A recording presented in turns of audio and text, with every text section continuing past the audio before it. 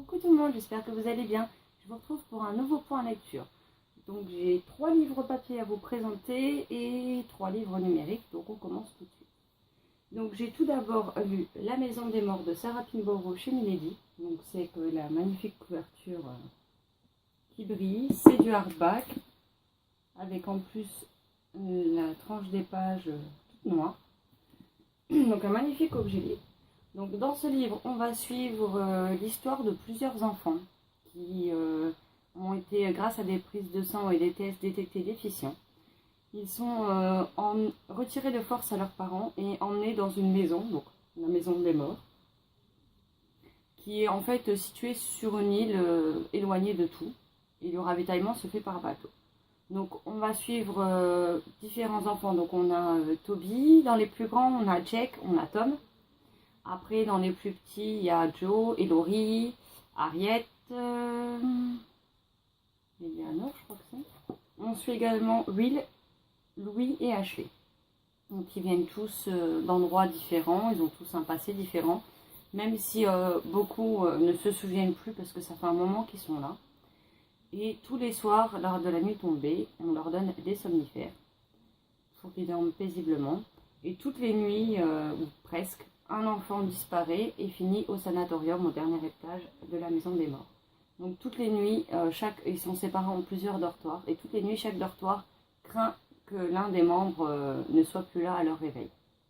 Sauf que Toby a trouvé une manière pour contourner les choses. Il fait semblant d'avaler ses comprimés et les cache dans sa tête de lit. Ce qui fait que la nuit, il a toute la nuit pour lui, il est seul, tranquille, il visite la maison des morts sans jamais trop s'approcher du sanatorium. Donc les enfants, à partir du moment où ils commencent à être malades, ils sont assez vite emmenés au sanatorium. Un beau jour, 2 nouveaux élèves vont faire leur apparition, dont Clara.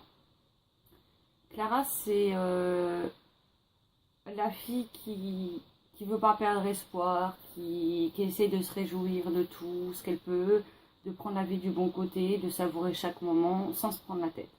Alors que Toby, lui, est plutôt du style à pas vouloir s'attacher aux autres, de peur de la douleur que ça lui provoquera quand ces personnes ne seront plus là.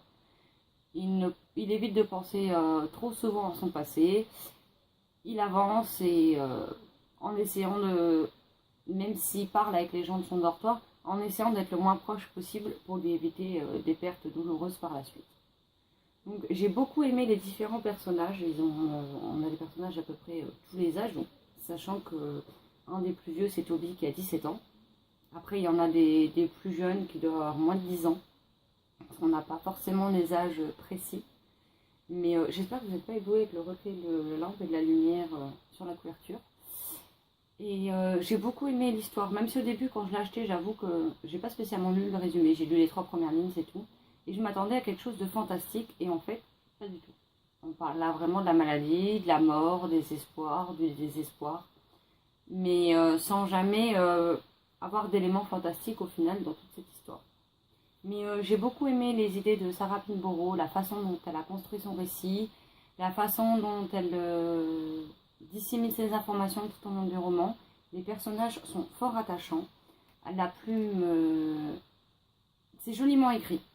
C'est un vocabulaire quand même assez simple, mais simple, facile à lire, etc.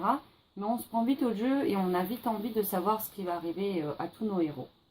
Et même si j'avais pas du tout aimé la trilogie de l'auteur Conte des Royaumes, qui est composée de Poison, Charme et Beauté, dont j'avais lu les 2 premiers tomes et qui m'ont tous les 2 provoqué une palmivresque impossible derrière, je m'étais dit que je retenterais un livre de l'auteur. Et cet été, j'avais donc acheté Whitechapel en numérique lors de l'offre Brave Joan Castelmore Milady. Et puis celui-ci est sorti, donc finalement j'ai d'abord lu celui-ci. Et je suis bien contente d'avoir laissé une 2e chance à l'auteur parce qu'au final, ce livre-ci m'a beaucoup plus convaincue. Et je pense vraiment que ce qui ne m'a pas convaincue chez elle, c'est son style concernant uniquement les réécritures de contes. Parce que là, j'ai vraiment aimé sa plume, son histoire, ses rebondissements, ses révélations. J'ai vraiment beaucoup aimé ce livre. Et je vous le recommande vivement. Après, faut quand même se dire que ça parle de déficients, de maladies, de mort. Donc je pense qu'il faut mieux éviter de le lire si on n'a pas trop le moral. Mais c'est un livre que vraiment je recommande. Et en plus, l'objet livre est juste sublime. J'ai ensuite lu en lecture commune avec Justine de Lire une passion et la chronique arrivera, je pense, peut-être ce week-end ou la semaine prochaine, mais dans peu de temps en tout cas. Le livre Saving Paradise, tome 1, Empereur au rêve de Liz Steven chez Castelmoire. Donc ici on va suivre Faustine et Charles Mésanger. J'espère que ça se prononce comme ça parce que en fait j'en ai pas la moindre idée. Donc Faustine est une étudiante qui a tout fait pour réaliser son rêve de devenir juge. Elle se donne à fond dans ses études. Et un beau matin, alors qu'elle est sur le parking de la fac, deux hommes viennent sur le parking en lui disant qu'elle doit les suivre parce qu'il est arrivé quelque chose au laboratoire où son père travaille et que du coup ils vont la conduire à lui plutôt. Je vais y arriver. En effet, son père est un brillant chercheur et ils sont au point de mettre en place un vaccin contre une terrible maladie, mais je ne vous en dis pas plus, ce sera à vous de le découvrir. Un étage du bâtiment dans lequel était son laboratoire a explosé, entraînant la mort d'une personne, des blessures assez légères concernant son père, même s'il a quelques côtes de fêlée, ce qui est franchement, pour en avoir une de cassée l'an dernier, je peux vous assurer que c'est pas génial du tout, que ça fait un mal de chien et que ça dure des mois avant que ça se remette correctement. Mais on va dire qu'il n'y a rien qui... c'est pas des blessures qui attendent à sa vie en fait.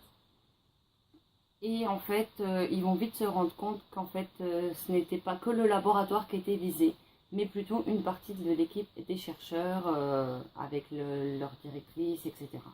Dès le début, l'auteur nous plonge directement au cœur des choses. Elle ne s'attarde pas à nous raconter des choses sans queue ni tête, juste pour étayer son récit.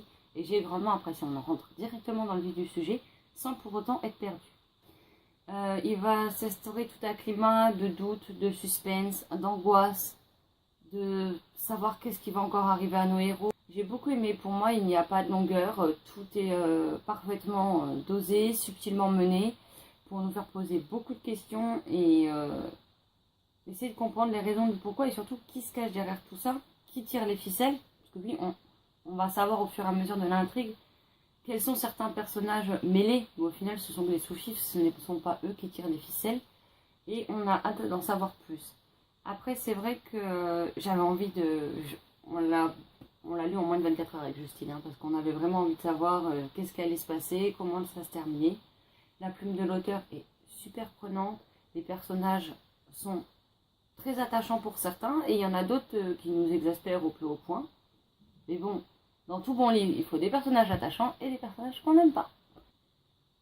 La fin nous laisse avec une partie de nos réponses, mais encore plus de questions en suspense, sachant que c'est une duologie, donc même si j'ai vraiment hâte de connaître la suite et fin, malheureusement il va falloir prendre mon mal en patience puisque celui-ci vient juste de sortir. Mais une chose est sûre, quand il sortira, je me jetterai dedans directement. L'univers créé par l'auteur m'a autant captivé et était aussi prenant, angoissant et stressant au final que Mémorex de Cindy Van Wilder. Parce que c'est vrai que ces deux bouquins, j'ai eu beaucoup de mal à les poser, ne serait-ce que pour quelques heures, ne serait-ce que pour aller manger ou prendre une douche. Si j'avais pu, je l'aurais bouffé d'une traite, alors qu'il fait quand même 360 pages, je crois. Non, 380 pages, pardon. Et c'est vrai que j'ai pris un gros plaisir à découvrir ce livre. J'avais lu récemment La Balance brisée, le tome 1. Je ne sais plus le titre et je ne le vois pas sur la bibliothèque de la même auteure. Qui, même s'il m'avait beaucoup plu, j'avais mis du temps à rentrer dans l'histoire puisque on ne rentrait pas directement dans le vif du sujet. Donc c'est vrai que ça m'a fait plaisir de découvrir sa plume dans ce livre aussi. Et je dois dire que je ne ressors absolument pas déçue. Et que je vais très certainement lire les tomes 2 et 3 du coup de La Balance brisée, ainsi que le tome, je ne sais plus si c'est 1,5 ou 2,5 qui était sorti en numérique, qui est une nouvelle qui s'intercale entre deux tomes. Mais du coup, c'est une auteure que je vais suivre de près et dont il me tarde de lire ses autres livres. Voilà. Je suis désolée pour les bruits de sonnerie, c'est tout simplement que j'ai la tablette à côté et c'est les notifications Facebook qu'on entend. Donc, voilà. Ensuite, en papier, j'ai lu The Mortal Instrument, tome 5, La Cité des Imperdus de Cassandra Clare chez Pocket Jeunesse. Je ne sais pas pourquoi je l'ai lu, mais c'est pas grave. Donc celui-ci, je l'ai lu en lecture commune, par contre, avec la lecture de Steph, comme depuis le début de la saga, et comme on continuera la saga ensemble. Heureusement, il ne reste plus qu'à top. Donc dans somme-ci, j'ai évité trop d'en raconter, histoire de ne pas spoiler les gens qui éventuellement ne l'auraient toujours pas commencé, cette saga. Mais on reprend les événements juste après, quelques minutes après la fin du tome 4. Donc c'est vrai que bon, même si je suis pas très fan de la saga, je me souvenais parfaitement de la fin du tome 4. Peut-être aussi parce qu'elle m'avait fait grandement lever les yeux au ciel et m'avait un peu désespérée. Donc du coup je m'en suis souvenu. Alors dans ce tome-ci on va suivre un peu moins Simon, Dieu merci. Parce qu'il faut dire que Simon, dans les 3 premiers tomes, je ne l'ai absolument pas supporté. Et dès qu'il y avait quelque chose sur lui, je lisais, hein, parce que j'aime pas sauter des lignes, lire en diagonale, ce genre de choses. Mais clairement, je n'aimais pas Simon, il était exécrable. Dans le tome 4, c'était très focalisé dessus, donc j'avais très peur. On ne va pas dire que je l'apprécie, parce que je l'apprécierai clairement jamais. Mais il était devenu enfin un peu moins insupportable du fait de sa condition, de son environnement et de ce qui s'était passé précédemment et dans le tome 4 justement. Donc ici on va être concentré tout autant sur Maya, Jordan, Clary, Jace, Alec, Magnus, Isa et Simon. Donc en fait c'est vrai que dans ce tome-ci on a beaucoup de points de vue différents, ce qui est quelque part pas plus mal parce que du coup c'est vrai qu'on l'a lu relativement vite parce que vu qu'on suit plusieurs personnages, je sais pas, j'ai trouvé que ça crée plus de dynamique dans le roman en fait et j'ai eu moins de mal à le lire, clairement. Après, ce que je pourrais reprocher à ce livre comme au reste de la saga, pardon, c'est que les problèmes sont toujours pour la pomme de Clary, de Jace ou des deux. L'auteur les attaque directement. Après, elle pourrait choisir de les attaquer, on va dire, indirectement, en s'attaquant à d'autres personnages, en leur mettant des embûches sur leur chemin, tout en ayant un rapport avec Clary et Jace. Mais là, c'est toujours eux au centre du truc, quoi. Et bien, à un moment donné, ça commence à me gonfler. Sévère. Alors, même si je l'ai lu très vite et qu'au final, je ressors quand même plus satisfaite avec ce tome 5 qu'avec les 4 précédents réunis, la première moitié du livre, parce qu'il fait 600 pages tout pile, était quand même pas très passionnante et m'a fait lever les yeux au ciel plus d'une fois. Après, Dieu merci, arrivé à peu près à la moitié du livre, l'auteur décide enfin de prendre un virage à 360 et de nous emmener dans une autre direction, quelque chose de plus passionnant, quelque chose de nouveau, quelque chose que limite j'attendais depuis plusieurs tomes, quoi. Parce que dans un tome on s'acharne sur les deux mêmes, je veux bien, dans un deuxième ok, mais après stop, quoi. À un moment donné c'est stop. Après c'est vrai que j'ai été un peu déçue par Alec dans ce tome-ci, parce que lui qui est quand même un des personnages que j'adore, qui est assez réfléchi, posé, droit, honnête, qui respecte les lois au pied de la lettre.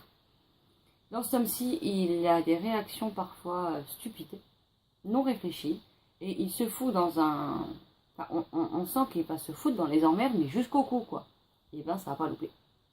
En même temps, j'en étais sûre, parce qu'au vu de la tournure des événements, il aurait réfléchi 5 minutes, il aurait dû se douter qu'il allait tomber dans un traquenard pas possible et qu'il s'en sortirait pas indemne, quoi. Après, ce que j'ai beaucoup... Le personnage qui m'a vraiment plu dans ce tome, c'est Isa. Parce que Isa, qui est pourtant une forteresse sur pattes, qui se montre toujours froide, distante, qui au final montre très peu ses sentiments et dit très peu ce qu'elle ressent ou ce qu'elle peut penser vis-à-vis des situations. Ici, elle commence enfin à se dévoiler. Au bout de 5 tomes, il serait temps. Donc on la découvre sous un nouveau jour, elle se découvre elle-même sous un nouveau jour puisque elle a changé et qu'elle n'a pas l'habitude de ce changement, c'est la première fois pour elle. Et j'ai trouvé ça très touchant, Ouais, très touchant. J'ai été limite émue par elle parce que c'est vrai qu'on n'a pas l'habitude de la voir comme ça et j'ai beaucoup aimé ce point de l'histoire.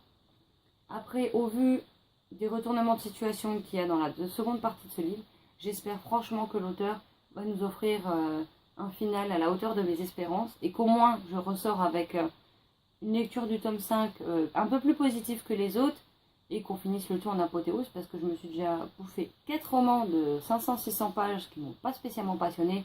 Donc là, je tiens quand même à vous montrer l'épaisseur du 6e pour ceux qui ne l'auraient pas vu. Si en plus c'est aussi ennuyeux que les 4 premiers, je vais avoir du mal parce qu'il fait quand même 790 pages, quoi. Donc pour l'instant, par contre, je n'ai pas décidé de lire les origines. D'ailleurs, j'ai planté Steph pour les LC puisqu'on devait les intercaler. Mais J'ai bien assez de mal avec la saga principale pour me consacrer sur le préquel là maintenant. Et quant à je crois que c'est un spin-off qui sort, dont le premier tome est sorti cette année aux États-Unis et qui va sortir l'année prochaine chez nous, je ne suis pas sûre de m'y plonger un jour. Je ne dis pas jamais, mais si c'est le cas, ce sera en tout cas pas tout de suite parce que il va me falloir laisser le temps de digérer cette saga. Après, je sais que beaucoup de gens ont adoré cette saga. Certains ont eu des énormes coups de cœur pour lui, pas pour elle plutôt, mais moi j'accroche pas. J'accroche au style de la plume de l'auteur, ça je ne dis pas le contraire, et je tenterai d'autres livres de cette même auteure. Elle a entre autres écrit, si je ne dis pas de bêtises, Magisterium, dans l'univers de la magie, etc. Et puis elle a dû probablement en écrire d'autres, mais là tout de suite ça ne me vient pas en tête. Donc je retesterai sa plume probablement dans Magisterium pour la prochaine fois. Mais c'est vrai que c'est une saga que honnêtement je ne compte pas garder une fois qu'elle sera lue. Je mettrai les 6 tomes en vente parce que c'est pas le genre de saga que je prendrai plaisir à relire clairement. Donc voilà. Après, si vous aimez le film, la série télé, etc., ou que la saga vous tente, je vous conseille de vous faire votre propre avis parce que c'est pas parce que moi j'ai pas aimé. Je veux dire, avec Steph on n'aime pas, mais on ne doit pas être vraiment nombreux à pas aimer quoi. Je veux dire, en général, c'est des coups de cœur, des lectures que les gens ont plus qu'adoré. Mais en ce qui nous concerne, nous, on est passé à côté, clairement. Donc, voilà. Après, faites-vous votre propre avis, parce que je pense que c'est une saga qui pourra plaire quand même à un plus grand nombre. Ce qui est d'ailleurs déjà été le cas, mais qui peut encore arriver pour les personnes qui ne l'auraient toujours pas lu. Ensuite, j'ai lu, alors en numérique, donc là, c'est pareil, je vous mettrai les petites couvertures ici. Donc j'ai lu Sur les dents, épisode 1 et épisode 2 de Audrey Co aux éditions Livre-Book. Donc je remercie chaleureusement l'éditeur qui me les a gentiment envoyés. Donc je vous mettrai les deux couvertures l'une en dessous de l'autre à côté de moi. Donc c'est des épisodes qui font à peu près 40 pages, sachant qu'il y a en tout 5 épisodes, que c'est une série finie depuis l'an dernier, puisqu'ils sont tous sortis en 2015, si je ne dis pas de bêtises, voire début 2016 au plus tard. C'est une série qui va mélanger loup-garou, vampire, fée ou ange gardien. Enfin, ça mélange plusieurs créatures obscures qu'en général on aime particulièrement. Donc pour tous les amoureux de la BD, je vous le conseille vivement. Le premier tome est à 1,99 €, donc c'est vraiment un tout petit prix. Ça permet déjà de tester, voir si on aime. Et puis les autres épisodes sont quasiment au même prix, si je ne dis pas de bêtises. Ça peut être une lecture facile, rapide et pour autant très agréable. C'est vrai que d'habitude j'ai du mal quand les histoires sont très courtes, comme avec les nouvelles, ce que je vous ai déjà expliqué dans le dernier bilan avec le recueil de nouvelles Undead Story. Mais ici, je sais pas, l'auteur a su tourner ça d'une manière où même si c'est très court, ça en devient addictif, puisqu'on a vraiment envie de savoir. Résultat, j'ai lu les deux épisodes l'un derrière l'autre. Hein. La chronique de l'épisode 1 est déjà disponible sur le blog, donc je vous mettrai le lien en barre d'infos. Et la 2 sera peut-être en ligne avant la vidéo, je sais pas. On verra bien. En tout cas, si c'était le cas, je vous mettrai en barre d'infos également. Donc on va suivre Daphné, une puissante magicienne qui est capable de ressusciter les morts ou donner vie aux gargouilles. Elle tient une boutique ésotérique à Paris. Elle a une meilleure amie qui s'appelle Clémentine. Son ex est un vampire venu d'un autre monde, du monde de Manu. En effet, il vient d'un monde, je ne sais pas si c'est vraiment un monde parallèle ou quoi que ce soit, mais ils sont nus sur Terre en tout cas, mais ils ne boivent pas de sang humain, ils boivent du sang animal. Et d'un autre côté, on a Alexis, un chef de meute de loup-garou, qui vient faire appel aux capacités de Daphné pour essayer de trouver le meurtrier qui sévit dans les rues de Paris. Car depuis plusieurs jours ou semaines, je ne sais plus, des membres de sa meute meurent les uns derrière les autres de façon brutale, assassinés. Donc il compte bien sur elle pour l'aider. Si dans un premier temps il soupçonne Manu, l'ex-petit copain vampire de Daphné, il n'en est rien. Il va ensuite soupçonner le père de celle-ci, qui est également un vampire puissant. Sauf qu'elle lui apprend que ce dernier est mort. Suite de là, ils vont essayer de mener leur enquête et de trouver qui est le responsable, dans quel but il fait ça, et essayer d'arrêter ces nombreux crimes. Alors après, je peux pas en dire plus parce que c'est vraiment des épisodes, comme je vous disais, qui font 40 pages, donc c'est très court. Donc si je commence à vous en dire plus, je risque de vous spoiler les épisodes. Donc il n'y a aucun intérêt là-dedans. Mais en tout cas, sachez que on a, du coup, vu que c'est court, on n'a pas de description inutile ou futile. On a vraiment un récit qui est basé sur l'essentiel, avec une jolie plume que j'ai pris plaisir à découvrir. On a chaque personnage a des qualités et des défauts. Personne n'est parfait et ça j'apprécie beaucoup. Parce que les personnages qui paraissent trop parfaits, ça ne m'intéresse pas plus que ça, clairement. Après, c'est vrai que on s'attache plus facilement à certains qu'à d'autres dès le début. Après, je pense que on n'est pas au bout de nos surprises et que l'auteur nous réserve de jolies révélations et de nombreux rebondissements d'ici la fin. En tout cas, il me tarde de lire la suite et j'espère pouvoir les lire très rapidement. Donc voilà pour ces 2 premiers épisodes de cette série. Je vais y arriver. C'est la 3e vidéo que je tourne et j'ai pas beaucoup dormi cette nuit, donc j'ai un petit peu de mal et je m'en excuse. Le dernier livre que j'ai lu, c'est Changeling de Maria J. Romalley. Alors on va d'abord suivre le point de vue de Rosa, qui est la première phénix garou de l'univers. Même si elle se cache derrière une apparence d'une jeune femme de 25 ans, elle est beaucoup plus âgée que ça, et il y a plusieurs millénaires d'avance sur nous. Ensuite, on va suivre Luca, un jeune garçon qui va bientôt fêter ses 18 ans, et qui peut, grâce à son totem, se transformer en tigre de Sibérie. Donc il connaît Rosa depuis qu'il est enfant, elle l'a vu grandir, elle lui a même changé les couches, etc. Et il est secrètement amoureux d'elle depuis toujours. Et ensuite nous allons suivre Iris, qui est donc la mère de Luca. Alors c'est un univers assez complet, riche et complexe. Dieu merci, pour moi qui n'ai pas beaucoup l'habitude des changelings, l'auteur a mis des informations très utiles en début de cet acte 1, qui peut grandement aider pendant la lecture. Et je vous conseille vivement, par contre, si vous n'êtes pas une habituée ou un habitué, de lire les premières pages d'abord. Pas de zapper jusqu'au premier chapitre, parce que les informations qui nous sont révélées nous seront bien utiles pour comprendre l'univers particulier de cette série. Donc il faut savoir que Rosa est également une malédiction, on va dire. C'est que son totem, auquel elle est reliée et qui donc lui permet de se transformer en phénix, lui accorde le fait de copuler avec d'autres garous, mais pas d'avoir une descendance.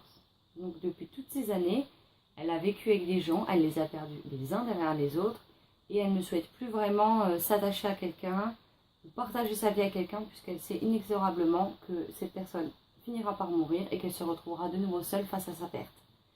Parce qu'une chose qu'il faut savoir, c'est que Rosa est immortelle et que du coup, elle ne peut pas faire grand chose d'autre à part ou rester assez solitaire ou alors s'attacher à des gens, on risque de les perdre et de souffrir énormément derrière.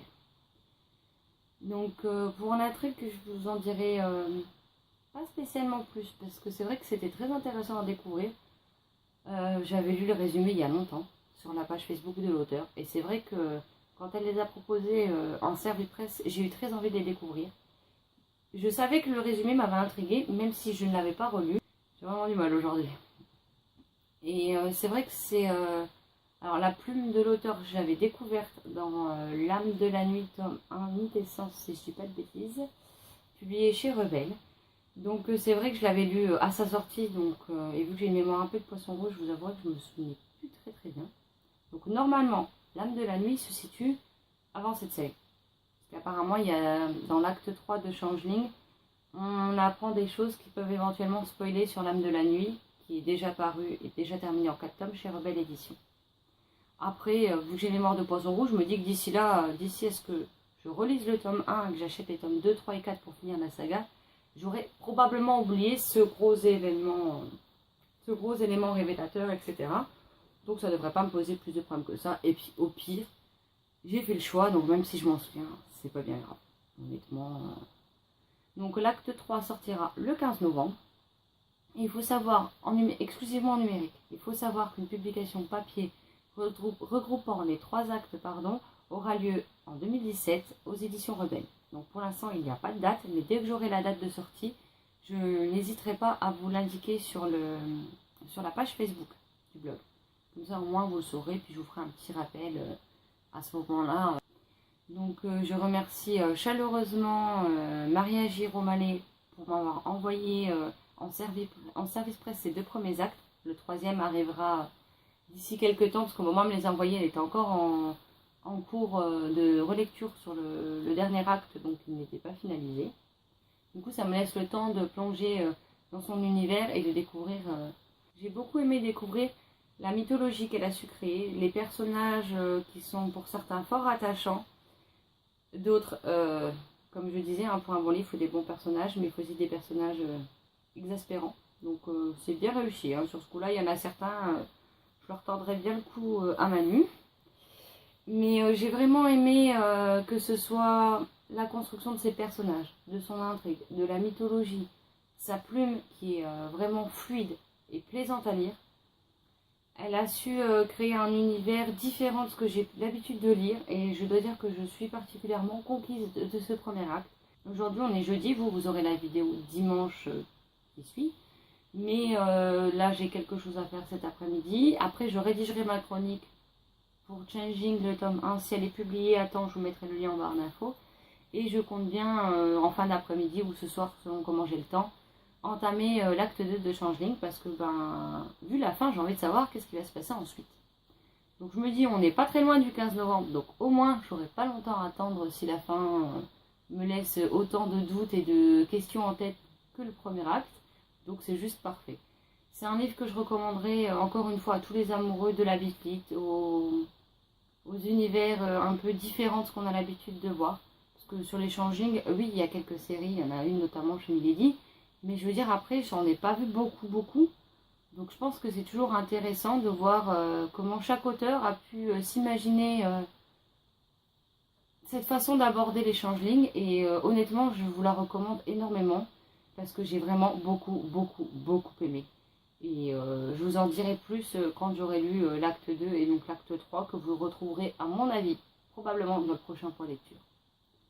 Voilà, ça en était tout de mes lectures. Pour le coup, j'en ai pas en cours, puisque comme je vous l'ai expliqué tout à l'heure, je commencerai Changeling, l'acte 2, une fois que ma chronique du premier sera rédigée, histoire de ne pas m'en mêler des pinceaux.